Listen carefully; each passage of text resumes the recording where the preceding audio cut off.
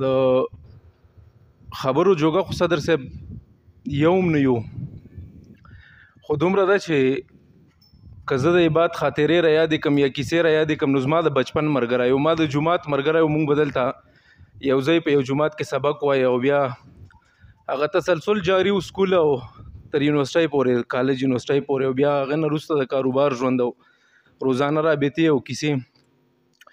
خو تراب چې څومره ما پېژانده یا ما لیدلی دی، ما سره یې ژوند شوی دی، نو شاید چې ډېرو کمو خلکو ته د هغې علم وي. خو دومره په زړه کمزوری او ضعیف انسان، د همدردۍ سوچ والا، او بیا په پښتون قام په پښتون ولس مین سړی دا ډېر کم میلاویږي او دي.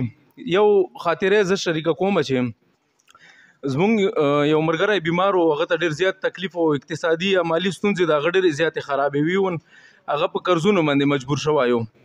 نو ده ما ته لاهور نه ټلیفون وکړه چې رضوانه ته چېرته یې؟ ما ویل لاهور کې یم. نو هغه ما ته وایي چې یارې ته د سونې ریټ معلومات وکړه چې سونې ریټ څه دی. ما ورته ویل چې ترابه خیر شه، سونې ته څه ضرور دی، ته خو مالي حالات خو ستا ټیک دي، که څه مسله یې ما ته ووایه، 2-5 زره روپۍ لږ شته دی ما سره، زه یم که نه. ما ته وایي چې نه هغه خو ټیک ده، خو زمونږ هغه پلانکای ملګری چې دی هغه ډېر زیات بیمار دی او زما په کور کې زما د کور والا سره سونه ده، زه به په هغې څه وکړم چې دی مړ کېږي د روپو د وجې، دی بل ته خو قرضونه او خواستونه او دا کوي.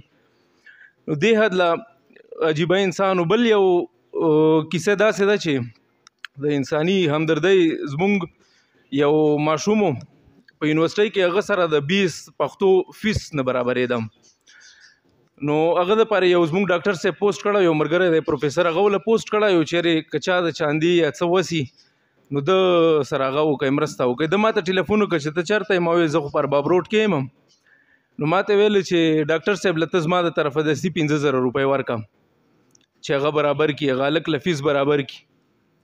نو کومه خاطره به یادو، کوم هغه به یادو، خو بهر کیف یو څو شعرونه زه وایم چې ما د ده په هغه کې لیکلي، نور زما حافظې ما سره ملګرتیا نه کوله. چې ته روایاتو نه باغي سړی وي، ته روایاتو نه باغي سړی وي، ته د دې دور اخیري سړی وي، او ته د خواصو دنیا ځان ته سړی، ته د خواصو دنیا ځان ته سړی، دنیا ته ښکاري ته امي سړی وي، او ته د شیرشاه د قافلې ملګری، ته د شیرشاه د قافلې ملګری، لکه خوشحال ته جلالي سړی وي، او تا د پښتو د زلفو تل کړو خرون، تا د پښتو د زلفو تل کړو خرون، ته د حمزه د باغ مالی سړی وي، او غم د پښتون په اوږو بار لاړې، غم